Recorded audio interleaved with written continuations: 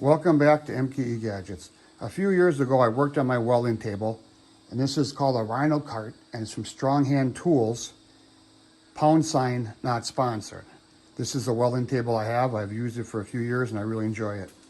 So in that video a few years ago, and I'll put a link down below or in the top or in the side or over here, but there'll be a link to that video. I took off the casters and I added a piece of 2x4. So I wanted this to increase my table height to 26 5/8. And that's because I have a table, and I'll show you that now. This table here, I built about 20 years ago when I had my first welder. And it's really hard to adjust this table because everything's welded on, the casters are welded on and bolted from the bottom. And I really like this table. I don't want to adjust this height because it's not that easy to do. But let's go back to the other table. So with the table comes with 2 swivel casters like this. This is a very nice caster, I may add. And 2 casters that don't swivel at all. It's really hard to move this table around with those 2 stationary casters. And in the future, I have a big welding project coming up. So I bought these casters, and they're pretty nice. 5/8 stem, the wheel locks. But how do I attach that when this caster had 4 holes bolted on? Plus I want to make this adjustable, use the threads on here and fine adjust this so I get it exactly 26 5/8. So I took this aluminum 2x4 idea and I made it a little bit thinner, and I made it out of aluminum. So let's go to Bridgeport Mill and I'll show you what I've set up. So here's the casters, and I took it off the bottom of the table. And instead of that 2x4, I'm going to use this aluminum. It's 1 inch thick. So I made a CAD model of the whole pattern, and this is it. And I checked the table, and it fits in there perfect. And I checked this part, and it's going to fit in here perfect. So we're going to drill and tap 4 holes in the corner, and those are for 3/8/16 bolts. And then we're going to tap 1 hole in the center, 5/8/11, and that's for this. First we're going to do is center drill all 5 holes. It's chip making time.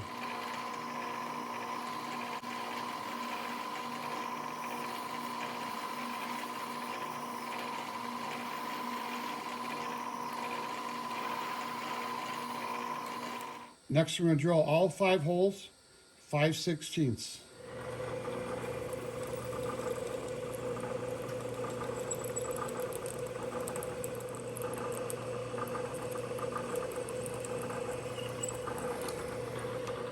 So the center hole is going to be tapped 5/8. We're going to drill at 17/32.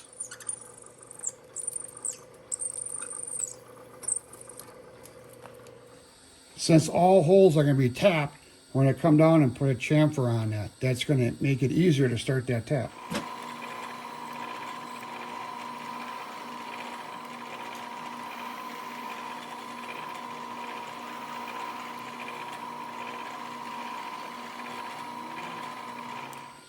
This is one of the few times in my shop I wear gloves.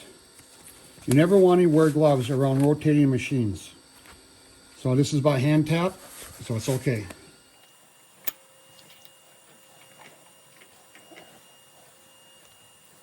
With the first 3/8/16 hole tapped, I'll tap the rest of these 3 off camera. So this last hole is 5/8/11, and that requires a pretty big tap handle.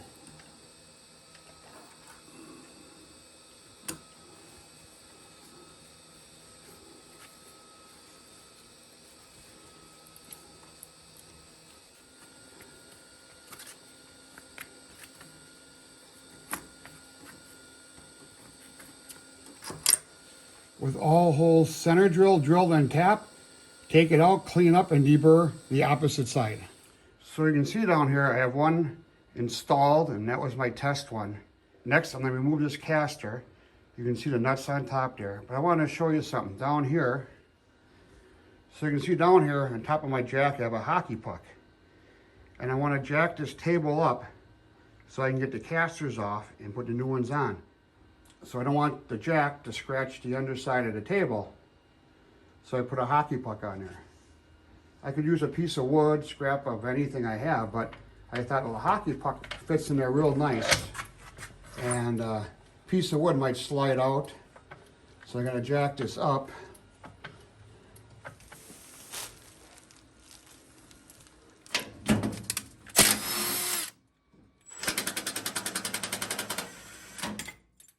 So with all the bolts removed,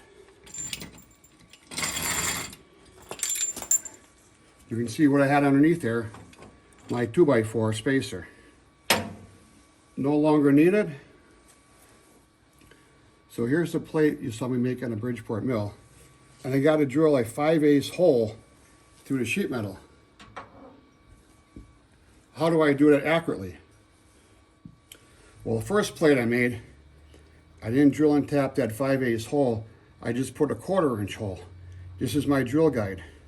So I bolt this down on top, drill through it, remove it, and then drill out the 5/8 hole. First I gotta bolt this down. So I'm bolting that down with some 3/8 bolts, about 1 inch long, and a washer. I attach these from the bottom.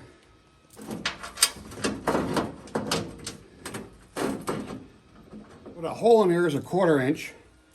My drill bit's a 1/4 inch. So I'm gonna drill this all the way through the bottom of the sheet metal pan here.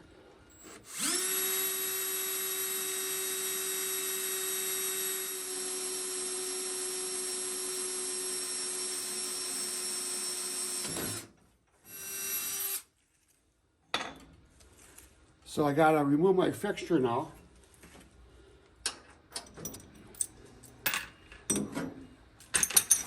So now I have a 1/4 inch hole right in the middle of my bolt hole pattern for my plate. So I have this step drill here, and you can see the second hole is 5/8.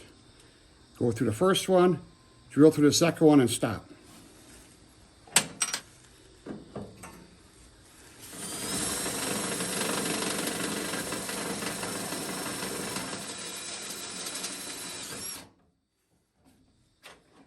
So I believe that's the second step, and the caster fits perfectly.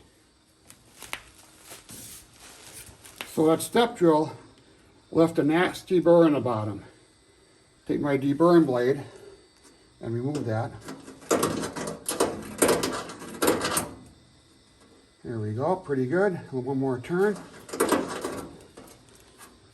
All right, so that's a freshly drilled hole. I got a little paint here and a little stick.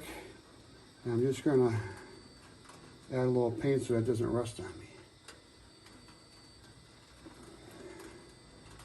All right, so we'll let that paint dry. We'll come back and install that caster. So now it's time to install our caster. See a 5/8 bolt on the bottom. This is gonna poke through the sheet metal. I'll put an air washer on top and a 5/8 bolt. To bolt it down, I have these 3/8 bolts, lock washer and washer.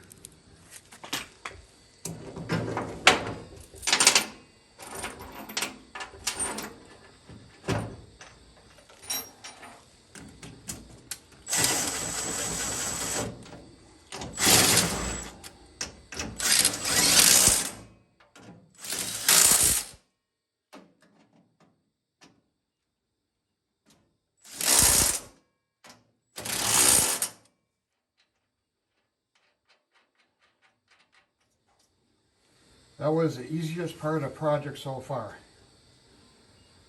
So now with the nuts on top and the nuts on the bottom of the caster stem, I can fine tune this table and get it exactly the same height as my other table. I just have 2 more wheels to do, and that'll do off camera. I have all 4 of the new casters installed with the custom plates I made. The table's leveled, and it's level with my other table. I have some projects coming in the future where I'm making some custom tables for a client.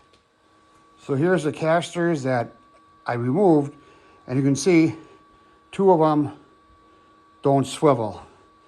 So this project really was about getting all 4 wheels here to swivel and getting the top level with my other welding table. So I think that finishes off this project. As always, thank you for viewing and give me a thumbs up if you think I deserve it. So this is MKE Gadgets. Please support my channel by subscribing. I'm trying to get to 1 million subscribers by the end of the year. Thanks, we'll see you tomorrow.